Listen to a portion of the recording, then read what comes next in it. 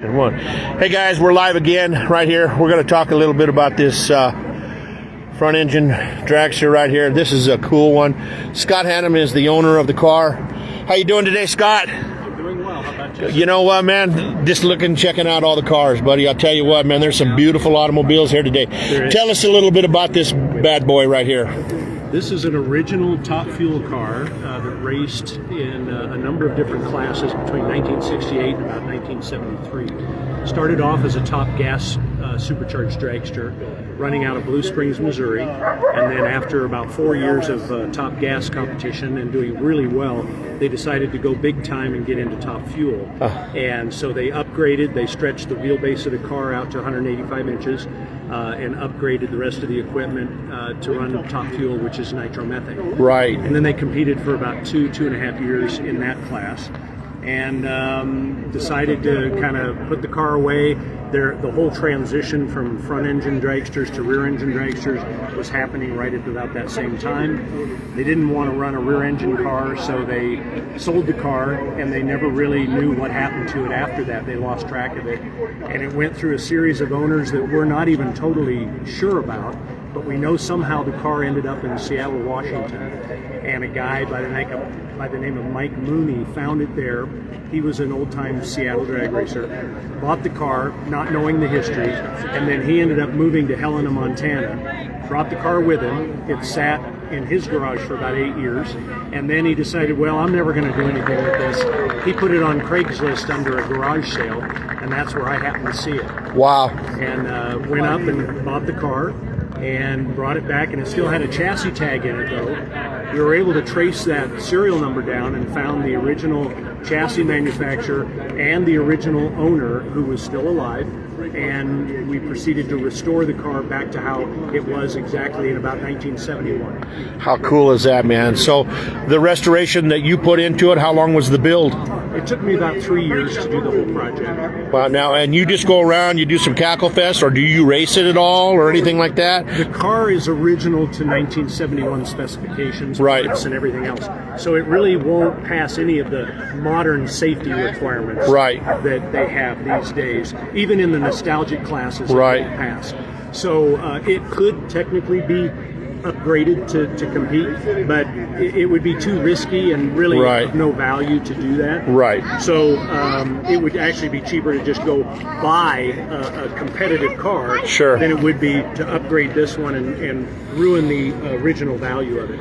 Well, now you bring it and you let people that have never gotten a chance to be close to something like this, somebody young that grew up in this era, and they're like, wow, I'd like to see one of those close up. Well, here you are, and you're going to do a Cackle Fest with it today at 12 o'clock? Yeah, at noon we're going to start it up and give everybody kind of a flavor of what they used to sound like, and we're going to on about 90% nitro. Right. Now, what is the motor that's in there now? This is an early Chrysler Hemi.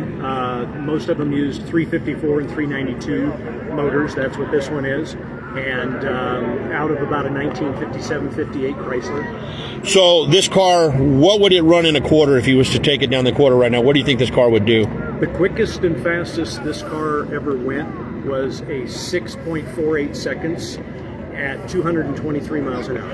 And you know, back in the day, that was really fast. I mean, that's fast still, don't get me wrong. Yeah, that's still really fast, you know. The white lines in the middle of the highway turn straight at that. But, you know, I mean, just to have that motor in front of you like that, going that fast, it's got to be a rush, man. It had to be crazy. I don't think I would have wanted to do it. You know, I watched the Mongoose and all that show that they made. And you know, these cars really, they did more long whole drag strip burnouts, and they raced them like that, didn't they? Well, back in the day, before they had much clutch and tire technology, they just couldn't get a hold of the racetracks. So they literally just did a tire spin from start to finish. Yeah. And then as the tire technology got better and the slider clutches, then they started actually getting a hold of the track, and that's part of what led part of the evolution of the front engine car, which this was right at the end of that front engine era.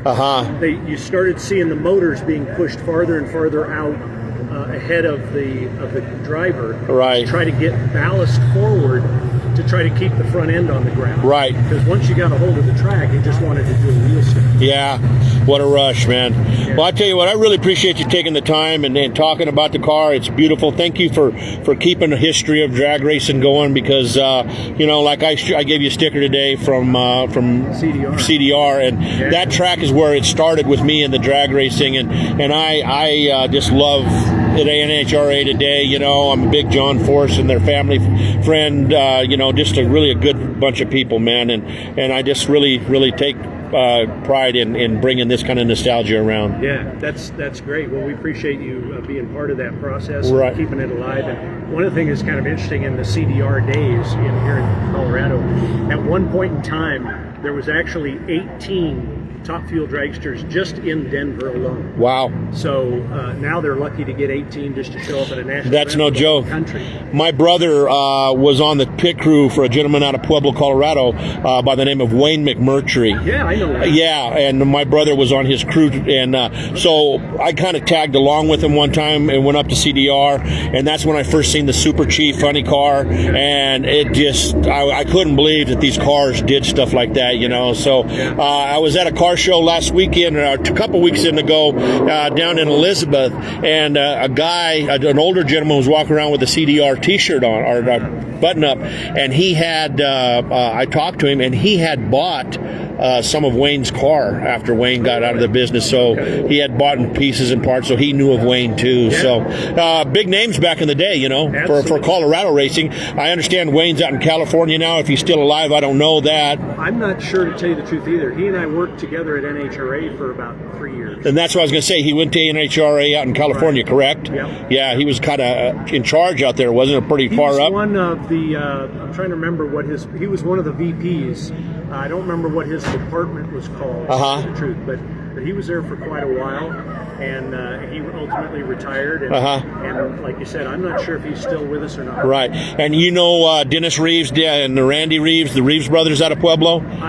They were on. I don't know him personally, but I'm aware of them. Right, yeah. I think to this day they still have a car, but they used to work for my dad. It was kind of cool. We had a standard station over in Pueblo, and my brother hung out with all these people, and I got to know them all and everything, so it was kind of cool as a young guy. So. Yeah, and the rinks are a big Pueblo name, too. Yeah, the rinks. Vintage Top Yeah, and guaranteed. They actually put together a cackle car now. Oh, do they really? Take around to some of these similar shows. Oh, wow. So maybe that was the one I seen down there at the big car show in Pueblo here last year, or Probably a couple months ago, or about a month ago.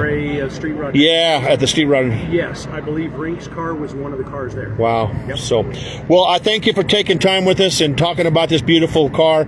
Thank you for keeping it alive and well, and we wish you the best with it, okay? Our pleasure. All right. And you're going to be able to see this interview on Rolling with Roller. I'm going to give you a card here in a minute, and then that way you can go check it out. And please pass it on to your friends. Tell them we want to get this program built, because we want to specialize cars like yours and everybody else, okay? Sounds great. Thanks, man. I appreciate it. I'm going to walk around right fast and do it again. But, guys, this is what it is, man. What a great interview that was. Just this man has a passion for it. He's been around drag racing, been an official in the drag racing industry, man, and just knows everything about it, man. And then he brings this car back, the big history of this car. I mean, this car has a lot of history with it. And just to think, this car did over 200 miles an hour back in the day. Once again, like he said, this was at the end of the front engine dragsters. After that, they started putting them towards the back. And I believe that Big Daddy Don Garris was the one that really kind of initiated that, if I'm not wrong on that. But this is kind of the inside of them. This is what they had to ride in. Yeah, man, that's right. The old rear end was right between your legs. Guaranteed. Guaranteed. You had to trust your equipment, man. You had to trust your equipment. But take a look at this beautiful automobile, man.